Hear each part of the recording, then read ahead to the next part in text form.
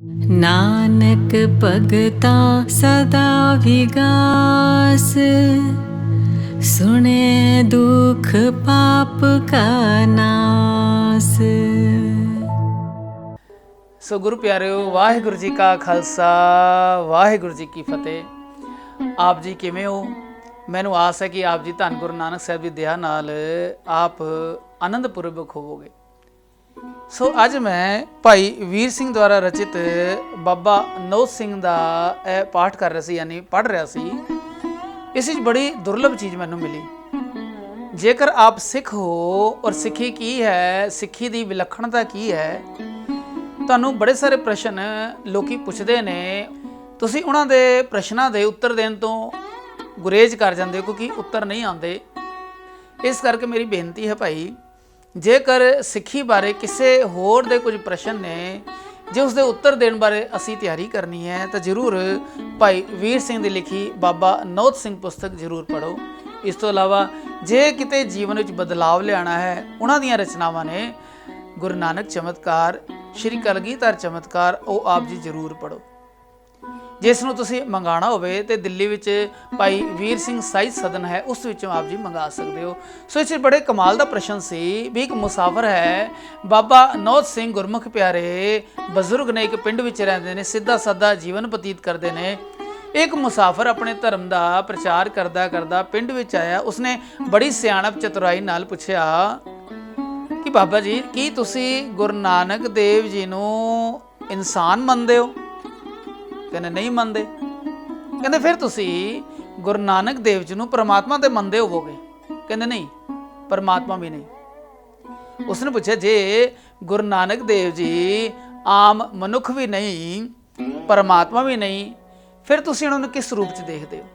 ਇਸ ਪ੍ਰਸ਼ਨ ਦੇ ਉੱਤਰ ਵਜੋਂ ਮੈਂ ਚਾਹੁੰਦਾ ਕਿ ਮੈਂ ਪੁਸਤਕ ਨੂੰ ਵੇਖ ਕੇ ਪੜ੍ਹ ਕੇ ਆਪ ਜੀ ਨੂੰ ਸੁਣਾਵਾਂ ਕਿ ਉਸ ਗੁਰਮੁਖ ਪਿਆਰੇ ਸੂਝਵਾਨ ਗੁਰਸਿੱਖ ਬਾਬਾ ਨੌਧ ਸਿੰਘ ਨੇ ਉਸ ਮੁਸਾਫਰ ਦੇ ਇਸ ਪ੍ਰਸ਼ਨ ਦਾ ਕੀ ਉੱਤਰ ਦਿੱਤਾ। ਉਸਨੇ ਪ੍ਰਸ਼ਨ ਪੁੱਛਿਆ ਮੁਸਾਫਰ ਨੇ, ਕਹਿੰਦਾ ਗੁਰੂ ਨਾਨਕ ਦੇਵ ਜੀ ਦੀ ਅਸੀਂ ਵੀ ਇੱਜ਼ਤ ਕਰਦੇ ਹਾਂ, ਪਰ ਤੁਸੀਂ ਉਸ ਨੂੰ ਰੱਬ ਮੰਨਦੇ ਹੋ। ਬਾਬਾ ਜੀ ਕਹਿੰਦੇ, ਯਾਨੀ ਬਾਬਾ ਨੌਧ ਸਿੰਘ, ਅਸੀਂ ਰੱਬ ਨੂੰ ਅਜੂਨੀ ਆਖਦੇ ਹਾਂ। ਮੁਸਾਫਰ ਕਹਿੰਦਾ, ਗੁਰੂ ਨਾਨਕ ਨੂੰ ਰੱਬ ਆਖਦੇ ਹੋ? ਕਹਿੰਦੇ ਨਹੀਂ। ਕਹਿੰਦੇ ਫਿਰ ਗੁਰੂ ਨਾਨਕ ਦੇਵ ਜੀ ਨੂੰ ਆਦਮੀ ਆਖਦੇ ਹੋ? ਕਹਿੰਦੇ ਨਹੀਂ। ਉਹ ਕਹਿੰਦਾ, ਨਾ ਰੱਬ ਆਖਦੇ ਹੋ ਨਾ ਆਦਮੀ ਆਖਦੇ ਹੋ, ਫਿਰ ਕੀ ਆਖਦੇ ਹੋ? ਕਹਿੰਦੇ ਗੋਬਿੰਦ ਰੂਪ। ਉਹ ਕੀ ਹੋਇਆ? ਕਹਿੰਦੇ ਉਹ ਹੋਇਆ ਆਦਮੀ, ਉਹ ਹੋਇਆ ਰੱਬ। ਇਸ ਦਾ ਕੀ ਭਾਵ ਹੈ? ਕਹਿੰਦੇ ਤਾਂ ਬੁਝਾਰਤ ਬਣ ਗਈ। ਫਿਰ ਬਾਬਾ ਨੌਧ ਸਿੰਘ ਨੇ ਆਖਿਆ ਵੀ ਇਹ ਆਤਮਾ ਦੇ ਦੇਸ਼ ਦੀਆਂ ਗੱਲਾਂ ਨੇ। ਆਤਮਾ ਦੇ ਦੇਸ਼ ਦੀਆਂ ਗੱਲਾਂ ਨੂੰ ਚਾਤੁਰੀ ਚਤੁਰਾਈ ਨਾਲ ਸਮਝਿਆ ਨਹੀਂ ਜਾ ਸਕਦਾ। ਕਹਿੰਦੇ ਨਹੀਂ, ਦੱਸੋ। ਮੈਂ ਤੁਹਾਡੇ ਦਾਨੇ ਮੂੰਹ ਤੋਂ, ਸਿਆਣੇ ਮੂੰਹ ਤੋਂ ਸੁਣਨਾ ਚਾਹੁੰਦਾ ਵੀ ਕੀ ਗੁਰੂ ਨਾਨਕ ਆਮ ਮਨੁੱਖ ਹੈ ਕਿ ਗੁਰੂ ਨਾਨਕ ਰੱਬ ਰੂਪ ਹੈ? ਫਿਰ ਬਾਬਾ ਨੌਧ ਸਿੰਘ ਕਹਿੰਦੇ ਨੇ ਵੀ ਤੁਸੀਂ ਜੇਕਰ ਸੋਨੇ ਦਾ ਇੱਕ ਟੁਕੜਾ ਲੈ ਕੇ ਅੱਗ ਵਿੱਚ ਪਾ ਕੇ ਉਸਨੂੰ ਬਹੁਤ ਗਰਮ ਕਰਕੇ ਉਸਨੂੰ ਅੰਗਾਰਾ ਬਣਾ ਦਿੰਦੇ ਹੋ, ਲਾਲ ਕਰ ਲੈਂਦੇ ਹੋ, ਫਿਰ ਤੁਸੀਂ ਕੀ ਕਹੋਗੇ? ਇਹ ਅਗਨੀ ਨਹੀਂ, ਇਹ ਅੱਗ ਦੇ ਬਰਾਬਰ ਤੇਜ ਔਰ ਸੇਕ ਨਾਲ ਸਮਰਥ ਨਹੀਂ। ਮੁਸਾਫਰ ਕਹਿੰਦਾ ਨਹੀਂ, ਅਸੀਂ ਮੰਨਾਂਗੇ ਕਿ ਅੱਗ ਹੈ, ਪਰ ਅਗਨੀ ਵੱਤ ਸਮਰਥ ਹੈ। ਵੀ ਇਹ ਸੋਨਾ ਹੈ ਪਰ ਅੱਗ ਦੀ ਤਰ੍ਹਾਂ ਸਮਰਥ ਹੈ। ਫਿਰ ਕਹਿੰਦੇ ਕੀ ਤੁਸੀਂ ਉਸ ਲਾਲ ਹੋਏ ਅੱਗ ਵਰਗੇ ਸੋਨੇ ਨੂੰ ਸੋਨਾ ਨਹੀਂ ਕਹੋਗੇ? ਕਹਿੰਦੇ ਕਿਉਂ ਨਹੀਂ ਕਹਾਂਗੇ, ਉਹ ਤਾਂ ਸੋਨਾ ਹੀ ਹੈ। ਕਹਿੰਦੇ ਇਸੇ ਪ੍ਰਕਾਰ ਜੋ ਗੁਰੂ ਨਾਨਕ ਦੇਵ ਜੀ ਬਾਰੇ ਆਪ ਜੀ ਨੇ ਪ੍ਰਸ਼ਨ ਪੁੱਛਿਆ ਹੈ, ਉਹ ਇਸ ਉਦਾਹਰਨ ਨਾਲ ਮਿਲਦਾ ਹੈ। ਸੋਨਾ ਹੈ, ਇੱਕ ਅੱਗ ਹੈ, ਪਰ ਜੋ ਸੋਨਾ ਹੈ ਅੱਗ ਵਿੱਚ ਪੈ ਕੇ ਅੱਗ ਵਰਗਾ ਲਾਲ ਹੋ ਕੇ ਅੱਗ ਵਰਗੇ ਕਰਤੱਵ ਕਰ ਸਕਦਾ ਹੈ, ਕਿਸੇ ਨੂੰ ਸਾੜ ਸਕਦਾ ਹੈ, ਪ੍ਰਕਾਸ਼ ਦੇ ਸਕਦਾ ਹੈ, ਸੇਕ ਦੇ ਸਕਦਾ ਹੈ। ਫਿਰ ਮੁਸਾਫਰ ਨੇ ਕਿਹਾ ਵੀ ਇਸ ਗੱਲ ਨੂੰ ਆਪਣੀ ਗੱਲ ਤੇ ਦੁਹਰਾ ਕੇ ਦੱਸੋ। ਫਿਰ ਬਾਬਾ ਨੌਧ ਸਿੰਘ ਨੇ ਕਿਹਾ ਕਿ ਗੁਰੂ ਨਾਨਕ ਦੇਵ ਜੀ ਇਨਸਾਨ ਹਨ, ਕਿਉਂਕਿ ਉਹ ਦੇਹਧਾਰੀ ਹੋ ਕੇ ਸਾਡੇ ਵਿੱਚ ਰਹੇ, ਦੁੱਖ ਸੁੱਖ ਦੇਖੇ, ਸਾਕ ਸੰਬੰਧੀ ਦੇਖੇ, ਮਿੱਤਰ ਦੇਖੇ, ਵੈਰੀ ਵੀ ਦੇਖੇ ਉਹਨਾਂ ਨੇ। ਇਹ ਇਨਸਾਨੀ ਰੰਗ ਗੁਰੂ ਨਾਨਕ ਦੇਵ ਵਿੱਚ ਪ੍ਰਤੱਖ ਹੈ, ਸਾਹਮਣੇ ਦਿਖਦਾ ਹੈ, ਕਿਉਂਕਿ ਦੇਹਧਾਰੀ ਹੋ ਕੇ ਸਾਡੇ ਵਿੱਚ ਰਹੇ, ਦੁੱਖਾਂ ਵਿੱਚ, ਸੁੱਖਾਂ ਵਿੱਚ, ਦੁਸ਼ਮਣਾਂ ਵਿੱਚ, ਮਿੱਤਰਾਂ ਸੰਬੰਧੀਆਂ ਵਿੱਚ ਰਹੇ, ਯਾਨੀ ਇਨਸਾਨੀ ਰੰਗ ਹੈ ਗੁਰੂ ਨਾਨਕ ਦੇਵ ਜੀ ਤੇ। ਪਰ ਉਹ ਇਨਸਾਨੀ ਰੰਗ ਤੋਂ ਉੱਚੇ ਰਹੇ, ਸੱਚ ਦੇ ਚਾਨਣ ਚਿਰਾਗ ਰਹੇ, ਕਦੇ ਆਪਣੇ ਰੱਬ ਤੋਂ ਵਿਛੜੇ ਨਹੀਂ, ਹਮੇਸ਼ਾ ਅੰਗ ਸੰਗ ਰਹੇ, ਹਰ ਛਿਨ, ਹਰ ਘੜੀ, ਹਰ ਸਮੇਂ ਆਪਣੇ ਮਾਲਕ ਨਾਲ ਅੰਤਰ ਆਤਮੇ ਜੁੜੇ ਰਹੇ। ਨਿਰਾ ਇਹ ਨਹੀਂ, ਰੱਬ ਉਹਨਾਂ ਦੇ ਆਤਮਾ, ਉਹਨਾਂ ਦੇ ਮਨ, ਉਹਨਾਂ ਦੇ ਸਰੀਰ ਵਿੱਚ ਭਰਪੂਰ ਰਿਹਾ। ਇਸ ਕਰਕੇ ਉਹਨਾਂ ਨੂੰ ਆਪ ਨਾਰਾਇਣ ਕਲਾਧਾਰ ਜਗ ਮਹਿ ਪਰਵਰਿਓ ਇਹ ਆਖ ਕੇ ਸਨਮਾਨਿਆ ਗਿਆ। ਧੰਨ ਗੁਰੂ ਨਾਨਕ ਦੇਵ ਜੀ ਔਰ ਰੱਬ ਜੀ ਅੰਤਰ ਰਹਿਤ, ਫਰਕ ਰਹਿਤ ਇੱਕ ਮੇਲ ਦੀ ਅਵਸਥਾ ਵਿੱਚ ਇੱਕ ਰੂਪ ਹੋ ਕੇ ਵਾਪਰੇ, ਇੱਕ ਰੂਪ ਹੋ ਕੇ ਰਹੇ। ਫਿਰ ਇਸ ਤਰ੍ਹਾਂ ਦੀ ਰੱਬੀ ਹੈਸੀਅਤ ਵਿੱਚ ਰੱਬ ਹੋ ਕੇ ਉਹਨਾਂ ਨੇ ਆਪਾ ਵਾਰਿਆ। ਜਗਤ ਜਲੰਦੇ ਨੂੰ ਆਪਣੇ ਉਪਦੇਸ਼ ਨਾਲ, ਆਪਣੀ ਛੂਹ ਨਾਲ ਰੱਬ ਦਾ ਰੱਬੀ ਰੰਗਣ ਦਿੱਤੀ। ਅਮਿਤ ਪਿਆਰ, ਬੇਅੰਤ ਮਾਫੀ ਔਰ ਬੇਹੱਦ ਤਰਸ ਵਿੱਚ ਵਰਤੇ।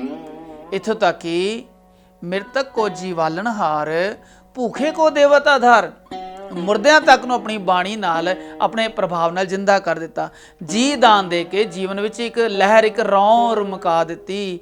ਇੱਥੋਂ ਤੱਕ ਕਿ ਜਿਨ ਮਾਨਸ ਤੇ ਦੇਵਤੇ ਕੀਏ ਕਰਤ ਨ ਲਾਗੀ ਵਾਰ, ਵੀ ਇੱਕ ਪਲ ਵਿੱਚ ਧੰਨ ਗੁਰੂ ਨਾਨਕ ਸਾਹਿਬ ਨੇ ਰਾਖਸ਼ਾਂ ਵਰਗੇ ਲੋਕਾਂ ਨੂੰ ਮਨੁੱਖ ਤੇ ਮਨੁੱਖ ਤੋਂ ਦੇਵਤੇ ਬਣਾ ਦਿੱਤਾ। ਦੇਰ ਨਹੀਂ ਲਾਈ। ਆਪ ਨਿਰੰਤਰ ਰੱਬ ਦੇ ਮੇਲ ਵਿੱਚ ਸਨ। ਪਰਮੇਸ਼ਰ ਅਤੇ ਧੰਨ ਗੁਰੂ ਨਾਨਕ ਵਿੱਚ ਕੋਈ ਗੈਪ, ਕੋਈ ਵਿਥ ਨਹੀਂ ਸੀ। ਉਹਨਾਂ ਦੇ ਸਰੀਰ, ਮਨ, ਆਤਮਾ ਵਿੱਚ ਰੱਬ ਪਰਿਪੂਰਨ ਤੇ ਉਹਨਾਂ ਦੇ ਅਨੁਭਵ ਵਿੱਚ ਰੱਬ ਦਾ ਜਲਵਾ ਸਦਾ ਜਾਗਦੀ ਜੋਤ ਸੀ। ਉਹ ਰੱਬ ਦੀ ਸਿੱਖਿਆ ਦਾਤੀ ਯਾਨੀ ਗੁਰੂ ਸ਼ਕਤੀ ਦੇ ਵਿਦਿਤ ਯਾਨੀ ਪ੍ਰਤੱਖ ਰੂਪ ਸਨ। ਧੰਨ ਗੁਰੂ ਨਾਨਕ ਸਾਹਿਬ ਪਰਮੇਸ਼ਰ ਦੀ ਗੁਰੂ ਰੂਪ ਸ਼ਕਤੀ ਦਾ ਆਪ ਰੂਪ ਸਨ। ਉਹਨਾਂ ਦੀ ਇਤਨੀ ਪ੍ਰਬਲ ਰੱਬੀਅਤ ਦੇ ਗੁਣ ਨੂੰ ਦੇਖ ਕੇ ਉਹਨਾਂ ਨੂੰ ਰੱਬ ਮੰਨਣਾ, ਰੱਬ ਤੋਂ ਮੁਨਕਰ ਹੋਣਾ ਨਹੀਂ, ਰੱਬ ਤੋਂ ਇਨਕਾਰੀ ਹੋਣਾ ਨਹੀਂ। ਫਿਰ ਬਾਬਾ ਨੌ ਸਿੰਘ ਨੇ ਕਿਹਾ, ਇਸੇ ਕਰਕੇ ਅਸੀਂ ਧੰਨ ਗੁਰੂ ਨਾਨਕ ਦੇਵ ਜੀ ਨੂੰ ਇਨਸਾਨ, ਪਰ ਇਨਸਾਨਾਂ ਤੋਂ ਸਭ ਤੋਂ ਉੱਚਾ ਮੰਨਦੇ ਹਾਂ, ਸਭ ਤੋਂ ਵੱਡਾ ਸਤਿਗੁਰੂ ਨਾਨਕ ਮੰਨਦੇ ਹਾਂ। ਫਿਰ ਉਹ ਗੋਬਿੰਦ ਰੂਪ ਆਖਦੇ ਹਾਂ, ਜਿਵੇਂ ਕਿ ਆਖਦੇ ਨੇ ਗੁਰੂ ਨਾਨਕ ਦੇਵ ਗੋਬਿੰਦ ਰੂਪ। ਧੰਨ ਗੁਰੂ ਅਰਜਨ ਪਾਤਸ਼ਾਹ ਧੰਨ ਗੁਰੂ ਨਾਨਕ ਸਾਹਿਬ ਦੀ ਉੱਚਤਾ ਬਾਰੇ ਫਰਮਾਉਂਦੇ ਨੇ। ਔਰ ਭਾਈ ਗੁਰਦਾਸ ਜੀ ਦੂਜੇ ਗੁਰੂ ਗੋਬਿੰਦ ਸਿੰਘ ਜੀ ਲਈ ਫਰਮਾਉਂਦੇ ਨੇ, ਵਹ ਪ੍ਰਗਟਿਓ ਪੁਰਖ ਭਗਵੰਤ ਰੂਪ। ਵੀ ਐਸਾ ਪੁਰਖ ਧੰਨ ਗੁਰੂ ਨਾਨਕ ਸਾਹਿਬ ਦਾ 10ਵਾਂ ਰੂਪ ਜੋ ਭਗਵਾਨ ਦਾ, ਭਗਵੰਤ ਦਾ ਰੂਪ ਹੋ ਕੇ ਸੰਸਾਰ ਵਿੱਚ ਪ੍ਰਗਟੇ। ਫਿਰ ਆਪ ਜੀ ਵਰਗੇ ਚਲਾਕ ਲੋਕਾਂ ਦੁਆਰਾ ਇਹ ਕਹਿਣਾ ਕਿ ਗੁਰੂ ਨਾਨਕ ਦੇਵ ਜੀ ਤੋਂ ਮਾਮੂਲੀ ਇਨਸਾਨ ਥੇ, ਇਹ ਬਹੁਤ ਵੱਡਾ ਪਾਪ ਹੈ। ਫਿਰ ਮੁਸਾਫਰ ਨੇ ਫਿਰ ਚਲਾਕੀ ਵਰਤੇ ਕਿਹਾ ਵੀ ਇਹ ਤਾਂ ਠੀਕ ਹੈ, ਤੁਸੀਂ ਵਾਹਿਗੁਰੂ ਨੂੰ ਜੂਨੀਆਂ ਵਿੱਚ ਨਹੀਂ ਮੰਨਦੇ, ਅਜੂਨੀ ਔਰ ਸੈਭੰ ਆਪਣੇ ਸਵੈਮ ਤੋਂ ਪੈਦਾ ਹੋਇਆ ਮੰਨਦੇ ਹੋ, ਪਰ ਤੁਸੀਂ ਗੁਰੂ ਨਾਨਕ ਦੇਵ ਜੀ ਨੂੰ ਜਨਮ ਮਰਨ ਵਿੱਚ ਆਇਆ ਤਾਂ ਮੰਨਦੇ ਹੋ ਨਾ। ਔਰ ਜੋ ਜਨਮ ਵਿੱਚ ਆਂਦਾ ਹੈ ਉਹ ਜੀਵ ਆਪਣੇ ਕਰਮਾਂ ਦਾ ਬੱਧਾ ਆਂਦਾ ਹੈ, ਆਪਣੇ ਕਰਮਾਂ ਦੇ ਫਲ ਸਰੂਪ ਉਹ ਮਨੁੱਖਾ ਜੂਨੀ ਧਾਰਨ ਕਰਦਾ ਹੈ। ਔਰ ਜੋ ਕਰਮਾਂ ਦਾ ਬੱਧਾ ਜਨਮ ਲੈ ਕੇ ਆਂਦਾ ਹੈ ਕਿਸੇ ਇਸਤਰੀ, ਕਿਸੇ ਪੁਰਖ ਦੇ ਰਾਹੀਂ, ਫਿਰ ਉਹ ਗੋਬਿੰਦ ਰੂਪ ਕਿਵੇਂ ਹੋ ਸਕਦਾ ਹੈ? ਉਹ ਮਨੁੱਖ ਪਰਮੇਸ਼ਰ ਦਾ ਰੂਪ ਕਿਵੇਂ ਹੋ ਸਕਦਾ ਹੈ? ਇਹ ਮੈਨੂੰ ਦੱਸੋ। ਫਿਰ ਉਹਨਾਂ ਨੇ ਉਸ ਉਪਦੇਸ਼ ਕਰਨ ਵਾਲੇ ਮੁਸਾਫਰ ਨੂੰ ਕਿਹਾ ਵੀ ਤੂੰ ਇਹ ਦੱਸ, ਕਦੇ ਜੇਲ੍ਹ ਗਿਆ ਹੈ? ਕਹਿੰਦੇ ਹਾਂ, ਇੱਕ ਵਾਰ ਸਰਕਾਰ ਦੇ ਨਿਯੋਤੇ ਤੇ ਮੈਂ ਜੇਲ੍ਹ ਗਿਆ ਸੀ। ਕਹਿੰਦੇ ਕੋਈ ਖਤਾ ਕੀਤੀ ਹੋਏਗੀ, ਕੋਈ ਨੁਕਸਾਨ, ਕੋਈ ਅਪਰਾਧ ਕੀਤਾ, ਕੋਈ ਕਤਲ ਕੀਤਾ? ਕਿ ਨਹੀਂ, ਕੋਈ ਕਤਲ ਨਹੀਂ ਕੀਤਾ। ਫਿਰ ਕਿਉਂ ਗਿਆ? ਕਹਿੰਦੇ ਉਹਨਾਂ ਨੂੰ ਸੁਧਾਰਨ ਵਾਸਤੇ, ਕੈਦੀਆਂ ਨੂੰ ਉਪਦੇਸ਼ ਦੇਣ ਵਾਸਤੇ। ਫਿਰ ਬਾਬਾ ਨੌ ਸਿੰਘ ਨੇ ਕਿਹਾ, ਜਦ ਤੂੰ ਕੋਈ ਮਾੜਾ ਕੰਮ ਨਹੀਂ ਕੀਤਾ ਸੀ ਤਾਂ ਤੂੰ ਜੇਲ੍ਹ ਖਾਨੇ ਕਿਉਂ ਗਿਆ? ਕਿਉਂਕਿ ਸਾਰੇ ਸੰਸਾਰ ਦੀਆਂ ਸਰਕਾਰਾਂ ਦਾ ਇਹ ਨਿਯਮ ਹੈ ਕਿ ਜੋ ਖੁਨਾਮੀ ਕਰਦਾ ਹੈ, ਅਪਰਾਧ ਕਰਦਾ ਹੈ, ਕਤਲ ਕਰਦਾ ਹੈ, ਉਹ ਜੇਲ੍ਹ ਖਾਨੇ ਜਾਂਦਾ ਹੈ। ਬਿਨਾਂ ਦੰਡ ਦੇ, ਬਿਨਾਂ ਦੰਡਯੋਗ ਕੰਮ ਦੇ ਕੀਤੇ ਜੇਲ੍ਹ ਖਾਨੇ ਤਾਂ ਕੋਈ ਜਾ ਹੀ ਨਹੀਂ ਸਕਦਾ। ਕਹਿੰਦਾ ਨਹੀਂ, ਮੈਂ ਇਹ ਦੇਖਣ ਵਾਸਤੇ ਤੇ ਉਪਦੇਸ਼ ਵਾਸਤੇ ਸਰਕਾਰ ਵੱਲੋਂ ਘੱਲਿਆ ਗਿਆ ਸੀ। ਫਿਰ ਬਾਬਾ ਜੀ ਨੇ ਕਿਹਾ, ਤਦ ਬਿਨਾਂ ਕਰਮ ਕੀਤੇ ਦੇ, ਜਾਂ ਇਉਂ ਕਹੀਏ ਵੀ ਕਰਮਾਂ ਵਿੱਚ ਬੱਝੇ ਤੋਂ ਬਿਨਾਂ ਵੀ ਆਦਮੀ ਜੇਲ੍ਹ ਖਾਨੇ ਜਾ ਸਕਦਾ ਹੈ, ਜਿੱਥੇ ਕਿ ਕੇਵਲ ਅਪਰਾਧੀ ਜਾਂ ਸਜ਼ਾ ਯਾਫਤਾ ਲੋਕ ਹੀ ਜਾ ਸਕਦੇ ਨੇ। ਉਹ ਕਹਿੰਦਾ ਹਾਂ, ਐਦਾਂ ਵੀ ਹੁੰਦਾ ਹੈ। ਫਿਰ ਬਾਬਾ ਨੌ ਸਿੰਘ ਨੇ ਕਿਹਾ ਵੀ ਸੱਜਣਾ, ਗੁਰੂ ਨਾਨਕ ਦੇਵ, ਗੁਰੂ ਗੋਬਿੰਦ ਸਿੰਘ ਜੀ ਇਸ ਜਗਤ ਵਿੱਚ ਆਏ ਜਿਸ ਵਿੱਚ ਕੋਈ ਕਰਮਬੱਧ ਹੋ ਕੇ ਆਪਣੇ ਪਾਪਾਂ ਦੇ ਕਰਮਾਂ ਦਾ ਬੱਝਾ ਹੋਇਆ ਹੀ ਆਂਦਾ ਹੈ, ਤਾਂ ਕਿ ਇਹ ਨਹੀਂ ਹੋ ਸਕਦਾ ਕਿ ਉਹ ਤੇਰੇ ਵਾਂਗੂ ਕਰਮਾਂ ਵਿੱਚ ਬੱਝ ਤਾਂ ਨਾ ਹੋਣ, ਪਰ ਫਿਰ ਦੇਖਣ ਵਾਸਤੇ, ਮਤ ਦੇਣ ਵਾਸਤੇ ਔਰ ਜੀ ਦਾਨ ਦੇਣ ਵਾਸਤੇ ਇਸ ਸੰਸਾਰ ਵਿੱਚ ਆਏ ਹੋਣ। ਮੁਸਾਫਰ ਕਹਿੰਦਾ ਹਾਂ, ਤੁਹਾਡੀ ਗੱਲ ਦਿਲ ਨੂੰ ਲੱਗਦੀ ਹੈ। ਹੁਣ ਦੇਖੋ ਵੀ ਤੁਸੀਂ ਨਹੀਂ, ਤੁਸੀਂ ਤਾਂ ਉਪਦੇਸ਼ਕ ਸੀ, ਇਸ ਤੋਂ ਇਲਾਵਾ ਡਾਕਟਰ ਹੈ, ਦਰੋਗਾ ਹੈ ਔਰ ਕਈ ਤਰ੍ਹਾਂ ਦੇ ਹੋਰ ਉਪਦੇਸ਼ਕ ਜੋ ਨੇ, ਉਹ ਲੋਕ ਇਸ ਤਰ੍ਹਾਂ ਦੇ ਨੇ, ਕਿਸੇ ਕਰਮਾਂ ਕਰਕੇ, ਅਪਰਾਧ ਕਰਕੇ ਜੇਲ੍ਹ ਨਹੀਂ ਜਾਂਦੇ, ਪਰੰਤੂ ਕਿਸੇ ਨੂੰ ਸੁਧਾਰਨ ਵਾਸਤੇ ਉਸੇ ਸਿੱਖਾਂ ਵਾਲੇ ਦਰਵਾਜ਼ੇ ਥਾਣੀ ਲੰਘਦੇ ਨੇ ਜਿਸ ਤੋਂ ਕਰਮਾਂ ਦੇ ਬੱਝੇ, ਅਪਰਾਧ ਗ੍ਰਸਤ, ਅਪਰਾਧੀ ਲੋਕ ਕਿਸੇ ਗਲਤੀ ਕਰਕੇ ਲੰਘਦੇ ਨੇ। ਉਹਨਾਂ ਹੀ ਥਾਵਾਂ ਵਿੱਚ ਅੰਦਰ ਫਿਰਦੇ ਨੇ, ਪਰ ਕੋਈ ਉਹਨਾਂ ਨੂੰ ਕੈਦੀ ਨਹੀਂ ਆਖ ਸਕਦਾ। ਤਿਵੇਂ ਧੰਨ ਗੁਰੂ ਨਾਨਕ ਦੇਵ ਜੀ ਕਰਮਾਂ ਦੇ ਬੱਝੇ ਕੋਈ ਅਪਰਾਧੀ ਨਹੀਂ ਸੀ। ਉਹ ਪੂਰਨ ਪੁਰਖ ਸਨ, ਪਰਮੇਸ਼ਰ ਸਰੂਪ ਸਨ। ਉਹ ਪੂਰਨ ਬ੍ਰਹਮ ਬੇਤਾ, ਬ੍ਰਹਮ ਵਿੱਚ ਲੀਨ ਬ੍ਰਹਮ ਸਰੂਪ ਸਨ। ਉਹ ਗੁਰ ਅਵਤਾਰ ਸਨ। ਉਹ ਜਗਤ ਜਲੰਦੇ ਨੂੰ ਤਰਸ ਖਾ ਕੇ ਸੁਮਤਾਂ ਦੇਣ ਆਏ ਸਨ ਔਰ ਜੀ ਦਾਨ ਦੇ ਕੇ ਉਹਨਾਂ ਮੋਇਆਂ ਨੂੰ ਜ਼ਿੰਦਾ ਕਰਨ ਆਏ ਸਨ। ਅਸੀਂ ਇਸ ਕਰਕੇ ਉਹਨਾਂ ਨੂੰ ਜੰਮਣ ਮਰਨ ਦੇ ਗੇੜ ਤੋਂ, ਕਿਸੇ ਖੁਨਾਮੀ ਤੋਂ, ਕਿਸੇ ਕਮੀ ਤੋਂ ਰਹਿਤ ਮੰਨਦੇ ਹਾਂ, ਜਨਮ ਮਰਨ ਤੋਂ ਰਹਿਤ ਮੰਨਦੇ ਹਾਂ। ਧੰਨ ਗੁਰੂ ਅਰਜਨ ਦੇਵ ਜੀ ਫਰਮਾਉਂਦੇ ਨੇ, ਜਨਮ ਮਰਨ ਦੋਹੂ ਮੈਂ ਨਾਹੀ, ਜਨ ਪਰਉਪਕਾਰੀ ਆਏ। ਜੀ ਦਾਨ ਦੇ ਭਗਤੀ ਲਾਇਨ ਹਰ ਸਿਉ ਲੈਨ ਮਿਲਾਏ। ਜਿਸ ਥਾਂ ਤੋਂ ਉਹ ਸ਼ਕਤੀ ਲੈ ਕੇ ਆਏ ਨੇ, ਪ੍ਰਬਲ ਹੋ ਕੇ ਆਏ ਨੇ, ਉਸੇ ਸ਼ਕਤੀ ਨਾਲ, ਉਸੇ ਜੋਤ ਨਾਲ ਮਿਲਣ ਲਈ, ਸੰਸਾਰ ਨੂੰ ਜੋੜਨ ਲਈ ਫਿਰ ਇਸ ਰੂਪ ਵਿੱਚ ਜਨਮ ਲੈ ਕੇ, ਪਰ ਕਰਮਾਂ ਤੋਂ ਸੁਤੰਤਰ ਹੋ ਕੇ ਸੰਸਾਰ ਵਿੱਚ ਵਿਚਰਦੇ ਨੇ। ਸੰਸਾਰ ਵਿੱਚ ਧੰਨ ਗੁਰੂ ਨਾਨਕ ਦੇਵ ਜੀ ਜੀ ਦਾਨ ਦੇਣ ਆਏ ਨੇ। ਉਹ ਇੱਕ ਕਿਣਕਾ ਜੀਵਨ, ਰੂਹਾਨੀ ਜ਼ਿੰਦਗੀ ਦਾ ਸਾਡੇ ਅੰਦਰ ਪਾ ਕੇ ਸਾਨੂੰ ਭਗਤੀ, ਪਰਮੇਸ਼ਰ ਦੇ ਪਿਆਰ ਵਾਲੀ ਸੇਵਾ ਵਿੱਚ ਲਾਉਂਦੇ ਨੇ। ਇਉਂ ਰੱਬ ਨਾਲ ਮਿਲਾ ਦਿੰਦੇ ਨੇ। ਗੁਰਮੁਖ ਕੋਟ ਉਧਾਰ ਦਾ ਭਾਈ ਦੇ ਨਾਵੇਂ ਏਕ ਕਣੀ। ਇੱਕ ਕਿਣਕਾ ਮਾਤਰ ਦੇ ਕੇ ਉਹ ਕਿਸੇ ਮਨੁੱਖ ਨੂੰ ਦੇਵਤਾ ਸਰੂਪ ਬਣਾ ਸਕਦੇ ਨੇ ਧੰਨ ਗੁਰੂ ਨਾਨਕ ਸਾਹਿਬ।